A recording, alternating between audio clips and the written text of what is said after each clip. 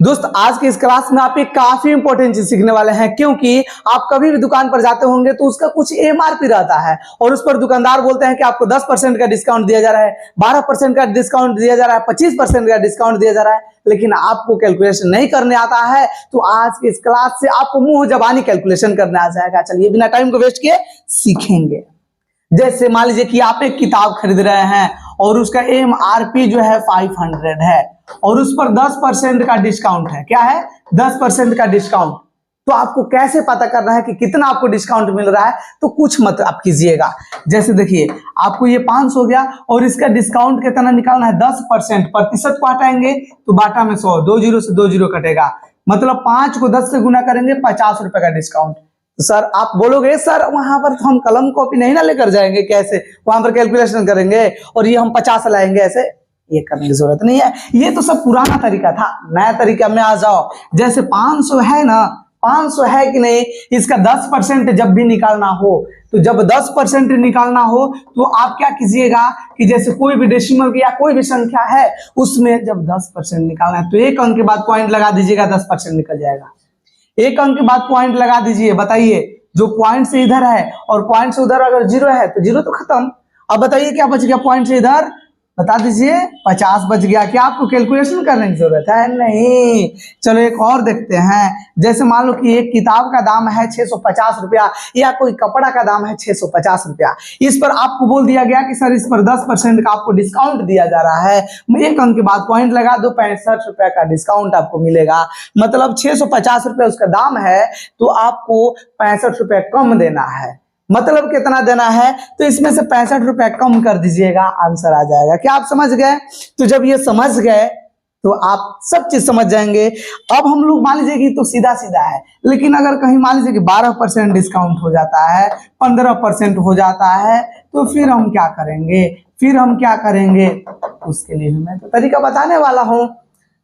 देखो, यही हम लोग 500 लेंगे। जब देखिए 10% निकालना था तो एक अंक के बाद पॉइंट लगा रहे थे, ये आप अपने दिमाग में रखिएगा। और जब दोस्त 1% निकालना होगा ना, जब 1% निकालना होगा ना, तो 1 2 गिन के और पॉइंट लगा दीजिएगा। 1 2 गिन के राइट साइड से और पॉइंट लगा दीजिएगा। नहीं आएगा तो फिर बोल दीजिएगा। आपका कैलकुलेटर भी फेल हो जाएगा, क्योंकि आपका दिमाग जो है कैलकुलेटर से भी तेज है। आपको पता होना चाहिए। देखिए 1% निकालना है, 1 2 2 अंक के बाद पॉइंट लगा दो ना भाई। बता दो कितना हो गया? 5 रुपया हो गया 1%। अब आपको पता होना चाहिए कि जब 12% निकालना हो तो थोड़ा सा सोचिए ना, जरा सोचिए। देखिए सोचना पड़ेगा। अगर सीखना है तो भागने से नहीं होगा, सीखना पड़ेगा। 12% को हम तोड़ेंगे छोटे छोटे टुकड़ों में, और देखिए कैसे तोड़ेंगे। तो 12 को हम 10% प्लस 1% प्लस 1% में तोड़ेंगे। 12 वाला पहले निकालिए, उसके बाद 15 वाला मैं सिखा दूंगा। 12% देखिए निकालना है तो देखिए पहले 10% को फाइन कर लो दिमाग में। अरे 500 है ना, 10% निकाला, यस 50 हो गया, 50 हो गया। अब देखो 1% निकालना है, 1% के लिए 2 अंक के बाद पॉइंट लगा दो। 1% कितना हुआ? 5। तो 50 5 55 है, फिर 5 60, ये हो गया। कितना हो गया? 60 हो गया। ये देखिए आपको और इसमें एक तरीका मैं बताऊंगा जो और आसानी से निकलेगा। समझ गए?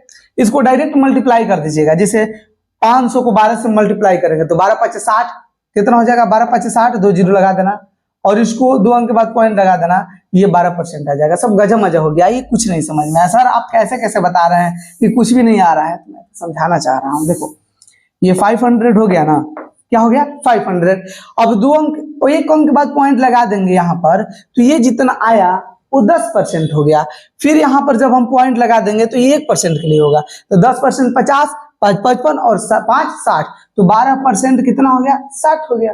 बस। अब देखिए 15% निकालना हो तो 15% निकालना हो तो कुछ मत कीजिएगा, इसको 10% प्लस 5% में तोड़ना है।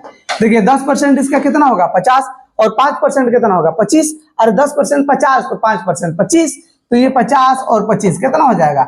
75 रुपया आपको डिस्काउंट मिलेगा। इस पर 75 रुपया आपको डिस्काउंट मिलेगा। 500 का कोई चीज है तो दोस्त आप ये सीख चुके होंगे। मिलेंगे अगले वीडियो में, तब तक के लिए धन्यवाद।